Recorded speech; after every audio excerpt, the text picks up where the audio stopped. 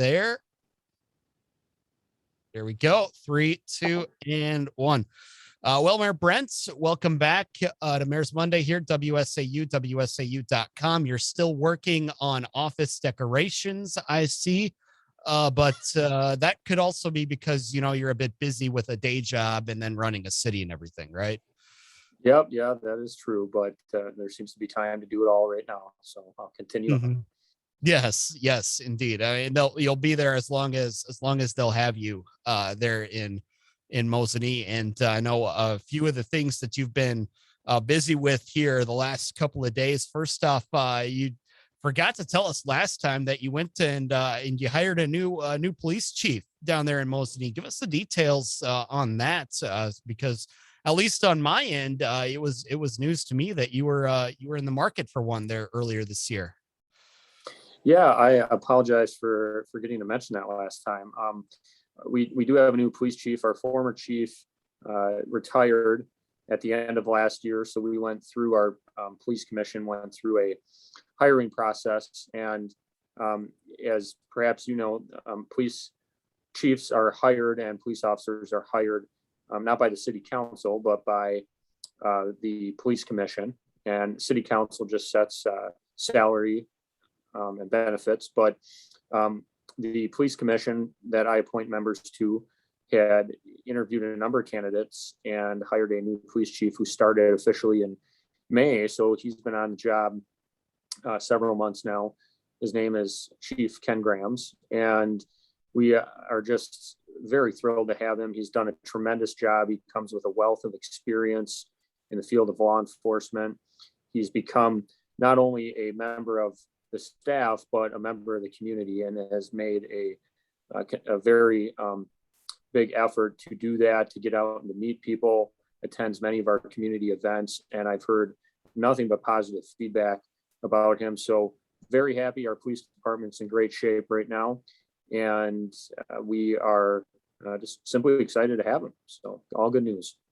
Yeah, absolutely. And anytime you hear somebody coming into a community like that and trying to be active in the community, it's great to hear. And for me, especially because the way I've seen it is that your interactions with the law enforcement you've got to find a way to make those positive one way or another. Of course, there's all kinds of controversy or what have you around law enforcement these days. But if you have a police chief who can come into the school in uniform and teach kids about policing and make the first interaction a positive one, you're going to set up just some good, lay the groundwork for a great relationship with the community. Yeah, we're very thrilled about that, and comes, as I mentioned, with a wealth of experience in law enforcement, came from the southeastern Wisconsin area, and has just done a tremendous job, both on the management aspect of managing police department. There's a lot of just business work that goes into staffing, itemizing facility upgrades, itemizing equipment upgrades, creating a budget that needs to be done. Has been fantastic on that, has interacted very well with the other officers and staff, and then has brought just a lot of knowledge in terms of investigative techniques that you wouldn't expect for a small police department. Has chased down a number of cases, kept the city council very up to date, and then has just, as I mentioned, become a very great addition to our community in general. So very good law enforcement team here in the city of Mosinee, led by our new chief. Yeah, absolutely. So it's great to hear that that you're moving in the right direction there. And you mentioned budgeting in there as well. Obviously, that's something that's been on your mind a lot lately, whether it's, the budget for this department or that department. So give us an idea of what the city of Mosinee's budget is looking like here for 2022. Well, we're still in the budget process right now. The way the city does it, as I'm sure many communities do, is we go through a number of what we call workshops. We have an initial workshop where we invite department heads in from Public Works and the police department to give us an overview of their wish list. We don't put any parameters on it. We ask them to tell us, what do you need in terms of equipment upgrades, facility upgrades, and then what are your general ongoing operational costs that you foresee over the next year. And then we have another workshop where we look at what we really anticipate bringing in revenue for property taxes, if we kept it at the current rate, for state aids, which we'll know by now in terms of transportation aid, general state aid, personal property aid, and then some of our other smaller sources of revenue, to say this is really the pot that we have to work with, and what do we want to do outside of the norm: street repairs, facility upgrades, staffing additions, and have to balance that between whether we want to pursue some of those things this year and possibly face property tax increases, or really look at keeping property taxes down. One thing that folks will probably notice as we go into the season where they get their property tax bill this year is, if they see an increase, that doesn't necessarily mean that their property taxes at the rate that they're charged per thousand went up. However, if the value of their property increased, as property values are, their taxes are going to increase while the rate stayed the same. So you may think your municipality or your school district gave you a property tax increase when in reality the rate stayed the same. I also remind people, as they get that property tax bill in December sometime, to really take a look at it and study it. The property tax bill comes from your city, your municipality, but that municipality is sending it out, but it's not responsible for all the taxes on there. You're getting charged tax by your school district, by your county, by your technical college. So there's line items on there, and each of those taxing entities set their own tax rate. There was a time before I paid property taxes that someone apparently told me each taxing entity used to send out its own tax bill, which seems cumbersome, but was nice because you could see who's charging what. So I encourage residents to study that. I am happy to note that in the last several budgets that we've had, I have kept the property tax rate steady without an increase. So I've been very happy about that at the city, but we'll see what we can do this year. We have a lot of things coming down the pipeline that either I or the next mayor are going to have to deal with. And that may mean property tax increases depending on what we want to tackle now. But my direction to staff is always give me a budget that holds the line on property taxes, and then we can have some of those tough conversations if we really think we want to tackle larger things. I'm also happy that we have kept our general fund expenses down over the last, I believe, every budget since I've been mayor.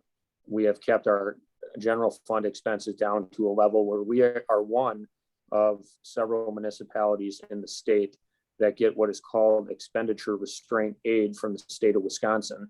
And you have to keep your expenses down to a certain level to qualify for that. Not everybody does. I'm very happy that we've done that. I believe every budget since I've been mayor in 2015. So we're going to look at all that stuff to come up with a budget that works for us and hopefully for the residents of the city of Mosinee.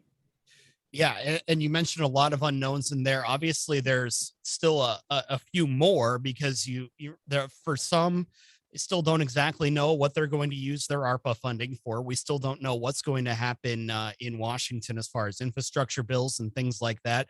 No, that's not exactly your favorite term right now, but it's still money that could be coming into the city. So a lot of municipalities are maybe holding off on some decisions until they get a little clearer guidance on some of those funds as well. Yeah, I believe so. The county is receiving funds, the city's receiving funds, townships are receiving funds, and there hasn't been as much guidance as one would have probably hoped for in terms of what can we spend those funds on.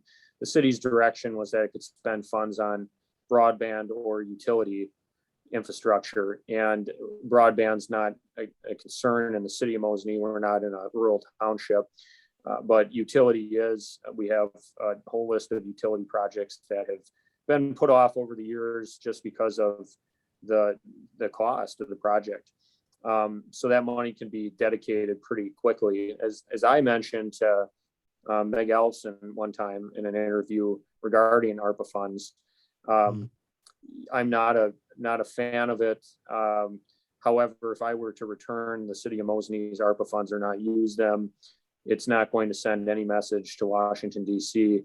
because it's just a very small drop in the bucket in the grand scheme of things. So I might as well use them to help my property taxpayers. But as I mentioned to either you or Meg in a different interview, I don't understand why a resident of some town in West Virginia, as an example, should be paying for a utility project in the city of Mosinee and vice versa.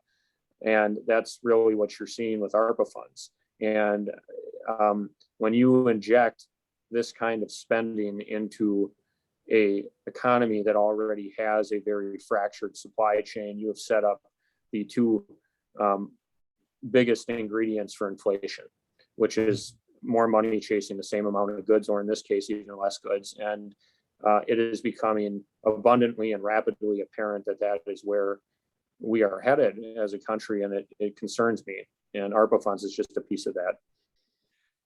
Indeed. But again, as you mentioned, not exactly going to do a whole lot if you return them. So do you know just exactly yet what you might use them on, and if anything, make some lemonade out of the situation and help out some local contractors in the process? Well, yeah, we have a list of utility projects. I mean, it's not exciting, but they're large dollar items that need to get done. As an example, we've been looking for years for a second water source into our business park. We only have one water main that serves our business park, and were that to fail, it can create some major disruptions.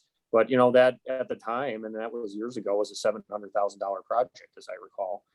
That's asking a huge commitment for a city of my size. We are obligated from time to time to repaint the interior and exterior of our water towers, and if we do not do that and let them go to a point where you have to encapsulate the entire water tower to paint it, you were looking at a several $100,000 project turn into close to $1 million project. So, but those things have to get done. And if we can spend our 400 and some thousand dollars of ARPA funds on one of those utility projects, we're certainly going to try and tackle it.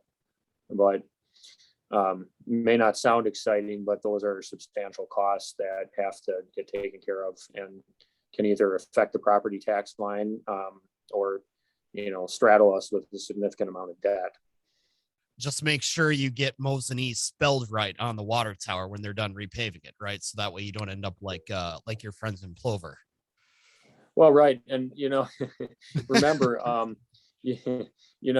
there's always, should always consider who you're taking money from.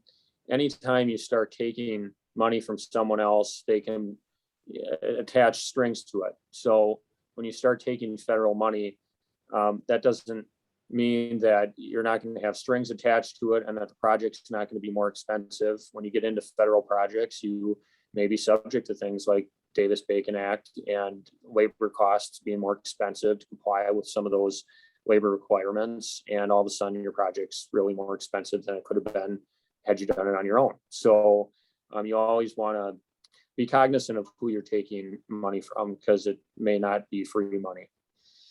Yeah, indeed. And those are all the pieces of the puzzle that you've got to keep putting together down there in Mosinee, and all those things that you've got to think about when you're making these decisions. And obviously, this is something that we're going to be watching here, because you've got a couple years yet to spend the money.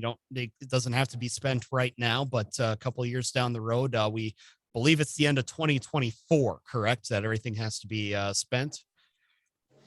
Right. I believe you are correct. And, that raises another good point. The county has several is an understatement, a lot of millions of dollars of ARPA funds to find projects to dedicate it to. And I think citizens should watch that at their local level or at their county level, is what are ARPA funds being spent on, because it's the American Rescue Plan, and it's apparently supposed to rescue us from an immediate crisis. And I find that to be ironic when these local governments have several years to spend the money. And are we really doing more harm than good with the inflation components I talked about, when you're sending money and calling it a crisis, yet it is allowing folks to spend it years from now? Yeah. And again, it's something that we'll be watching the next few years. One more thing, then, before we let you go, talking about Highway 153. I know this has been a project that's been on your radar for quite some time, and you've got half of it done right now, the repaving project going through the city. Right. We have a state highway that runs right through the heart of the city of Mosinee. And um, as that highway becomes deteriorated, obviously folks are frustrated and folks don't understand that it's a state highway. What some folks don't, and are upset and want the city to fix it. We really can't. We can't fix a state highway. It's the state of Wisconsin Department of Transportation's jurisdiction. However, the state of Wisconsin, better late than never, did fix a stretch of Highway 153 on the east side of our town this summer. Looks great, did a fantastic job. And I believe, are on schedule to get pretty much the remainder of Highway 153 through the city redone next year, in 2022, this upcoming summer. So hopefully that project stays on track. It'll be nice because it's a great touch up to our downtown business district that we have worked extremely hard on to give a facelift to since I came into office. Yeah, indeed. I was just telling you before we started recording, was down in Mosinee a couple weeks ago to go have a good dinner one night at the Mexican restaurant downtown. Saw things were hopping at Mosinee Brewing Company, but you've still got a couple of buildings that, for lack of a better term, they kind of look out of place. They're not being used right now in that downtown area, and you're working to try and spruce that up and bring more business to town as well in the process. Yeah, we really are. We continue to work with downtown businesses and other businesses in the business park to touch things up. We just did another development agreement with a property owner downtown who wants to do work on his exterior. We did one last year with another gentleman who's done a beautiful job on improving the exterior of his building and hopes to open up a event venue inside of it.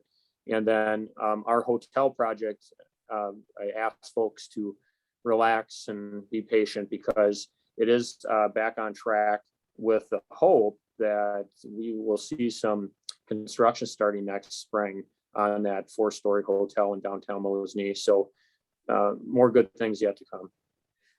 More good things yet to come, more jobs, more tourism. And that's the name of the game right now, right? It sure is. Yeah. Oh, we always appreciate the time, Brent. We'll look forward to chatting again a little further down the road. Okay. Thank you, Mike.